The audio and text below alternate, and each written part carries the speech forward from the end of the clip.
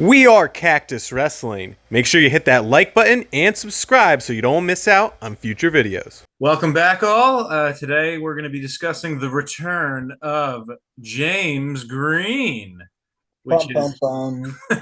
which is a very shocking revelation. I mean, I welcome it. It's awesome coming out of retirement. Not quite as shocking as hearing Rulon is making a run for the Olympics next year, but still, nonetheless, this is kind of exciting. So, yeah, we're just gonna dive right in and discuss all the gambit, the gauntlet that James Green is going to have to go through to potentially make the Olympic team, which I mean, he's got a real uphill battle, Yeah. especially considering his track record. But um, he's definitely got a lot of work to do. Hopefully, he's been continuing to train. But what weight do you think he's going to end up at, Mike? Oof. I I know a lot of people know that James. So for those of you guys that might not know James Green, he was the world team rep for years at 70 kilos, before Zane Rutherford. Him and Jordan Burroughs were teammates in Nebraska, training partners even. Jordan at 74, James Green at 70, and James Green's a two-time world medalist at 70 kilos. Um, but he is on the older side, like Jordan Burroughs. He's going to be 31 in December, which means that he'll be almost 32 next year when he makes his return. That isn't that right around Dake and Taylor's age? A little bit older, but yeah. But anyone, guys, as you start to get up there, and some of Yeah, our viewers might know this, you lose a step if you're not constantly practicing. yeah. Um, I think that his only real option is to go 74 kilo.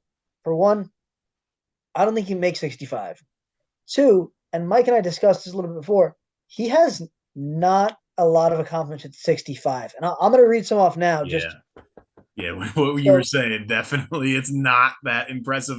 Like when you heard James Green's coming back, you're like, "Oh, great, yeah, he's yeah. good." And then when you presented this, it's like, "Oh wait, maybe, maybe So not." his best time at the 65 weight class was actually when it was 66, and he won University Nationals in 2023. Then the next year, he didn't place for the World Team Trials at 66 kilo. Then the next year, or the same year, he doesn't place at the Universidad Games at 66 kilos.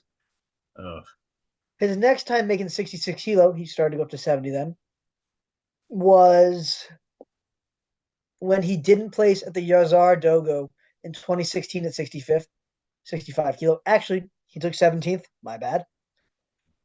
Then he wins wins some matches, takes second at the Pan Am Championship. Same year, 2016 at 65 kilos. He's got to be feeling good. How did he do the Olympics? Goes 0-2, losing one of those matches to Zane Rutherford in 2016. yeah. Goes up to 70, does well, wins the World Team Trials, takes seventh at the World's, second at the World Cup, still 70, wins the US Open, 70, 70, 70 for a while. And this is where he kind of made his bones. For you guys that don't know, is James Green kind of made his bed at 70 kilos as a tweener. A I lot mean, of yeah, he did success. seem like he was at his right weight at 70 kilos. Like that's definitely true. A lot of success. And then 2019, he says, okay, I'm going to go up to 74 kilos. Takes second at the Allens International. Makes the finals in Russia. Mateo Pelicone rolls around in 2020, also 74 kilos, takes 12th. Goes 0-1. Drops back down 65 kilos for the Flow Wrestling Cup. Goes 3-2, losing twice to Yanni. But because it's oh no, it was the Flow RTC Cup. This was a kind of a Oh, weird event. You had two events in the same day. So he beat Alex Marinelli in the Hawkeye Wrestling Showdown Open. Then he goes 2-2 at the Flow Wrestling Cup, losing twice to Yanni to take second. That's all at 65 kilo. hmm. Then he also does the Flow 8-Man Challenge, which is this 8-man challenge bracket at 150 pounds, close to 65 kilo. He goes 2-1, losing to Bajring Punya. Interestingly, though, he beats Alec Pantelio, When was the last time anyone's seen Pantaleo at 150? Good question. He looks so big now. Yeah. But again, second at 65, he's feeling pretty good. Continues this into 2021. Henry Delgain Grand Prix takes second, losing to Yanni. Oh, tough guy, but he beats Pat Lugo, beats some, international competition, loses to Yanni. Got to be feeling pretty confident coming to the Olympic trials, though, right? Wrong. 2020 Olympic trials, loses to Joey McKenna first round, gets text 12-1, doesn't even wrestle back. Ooh. Yeah, that's not a good. good Then he shot. goes 70, wins the U.S. Open, takes second at the Poland Open, wins the World Team Trials, seventh at the World Championship, and then he kind of just dropped off the face of the earth again. Oh yeah, is that when he retired? Yeah, well, he had a few more matches, but pretty much. But Oh, this okay. is a guy that's 141-39 in his career for freestyle. A lot of success, none of which coming at 65 or 74 kilo. Right. It was all at 70, which isn't going to be around for the Olympics, which stands to reason. Yeah. So, I mean, you think he's been beefing up and getting bigger so that he could go 74? Yeah. You think he's still roughly sitting around 70 kilos and So thinking of the cut is to 65 is the way to go? he became a father pretty recently. I remember him Mhm. talking about like, oh, I feel like I have dad strength now, and I feel like he's gotten a little bit bigger. But the 74 weight class is going to be a Yeah, neat I grind. mean that's bonkers to go join that. Just off some names that I think are going to be there. Yeah. Kyle Dake, Jason Nolf, Vincenzo Joseph, Keegan O'Toole, Josh Shields, possibly Tyler Berger, possibly Sammy Sasso, possibly Pantelio. Also, maybe Derringer. I don't think so. I think he's going to go 86, but it's a possibility. Possibly McFadden. Starachi already said he's going 74, and Marinelli already said he's going 74. Well, and then you also got Jordan. Oh yeah, Jordan Burroughs. Yeah, Jordan Burroughs is probably eyeing 74. I mean, this is going to be one of the deepest weights in probably World Team Trials history. Yeah. And you're going to take a guy that's been retired for several years, is into his 30s at this point, is a tweener that's never been a 74 kilo guy, and you're going to say, hey, good luck. I think he has a better shot of making the squad at 65. I agree. But can he lose the weight? But yeah. I mean, the good news is that him not being on a team right now means he could focus just on his weight descent and, slowly working down. Yeah, that's true. And he's got a lot of time because it's not till next year. The issue with that is who's he going to have to face? Guys like Yanni, guys like Zane, who he's already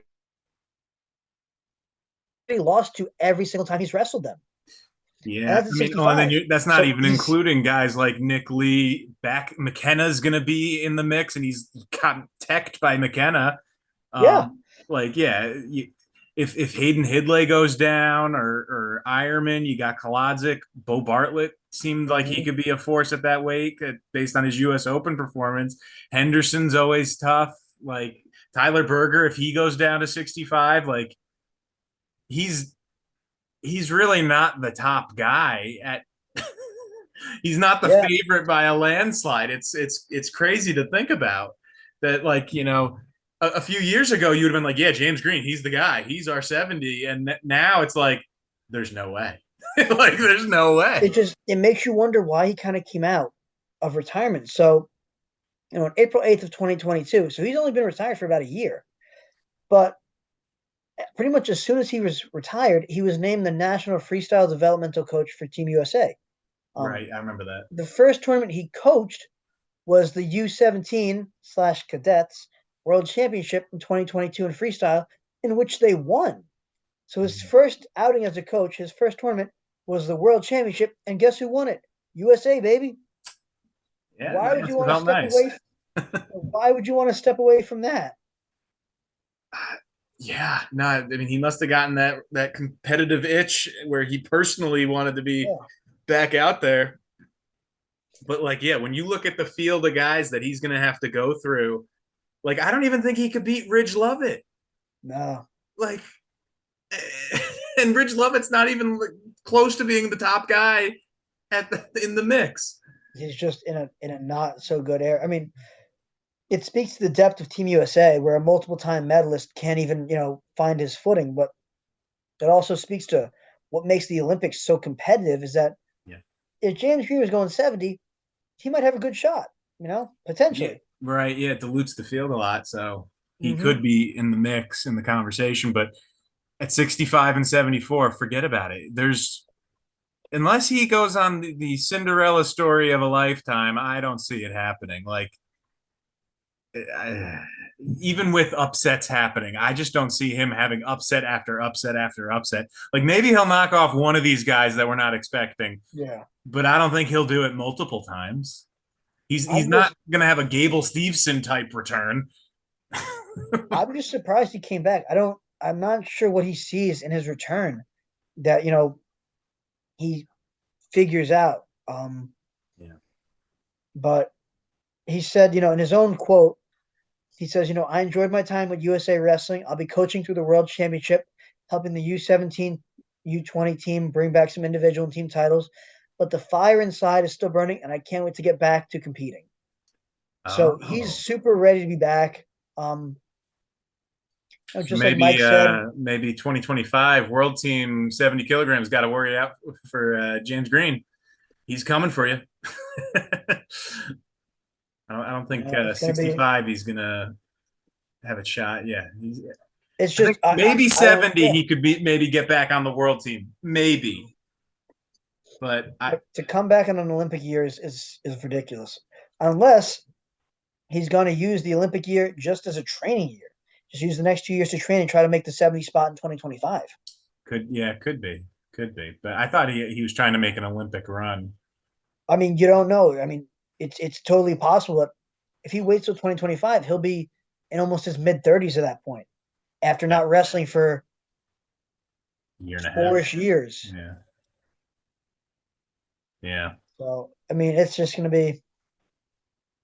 It'll be interesting. Whatever happens. If you guys know James Green, let us know what your thoughts on it below. You think he's going to make a team? What weight he's going to go? Yeah. 65. Do you think he's going to have an upset train, upset nation here? I mean, you hope for some of these guys. Yeah. I mean, I always love a good upset, but oh yeah. But yeah, let us know what your thoughts down in the comments. We'll try to get involved. I love responding to you guys. Yeah. I should try to respond some more, but do you see him at 65, 74, or does he wait till 2025 and try to make 70 kilos again? I think that could be his spot. Like, I mean, regardless of 2024, I think he's definitely eyeing. I want the 70 spot back. Yeah, Zane, it's mine. It'll be interesting to see. So if Zane medals this year, he'll have just as good of a record as internationally as James Green. That's interesting. So Green has a silver and a bronze, and if Zane medals at all, let's just say it's a bronze, it'll still be a silver and a bronze. They'll have similar international careers at this point. Yeah, that's it. That's actually interesting to think about, considering. Yeah, that's weird. But isn't that strange? Yeah. Let us know below. Thanks for watching. We are Cactus Wrestling, and we'll see you next time on our next video.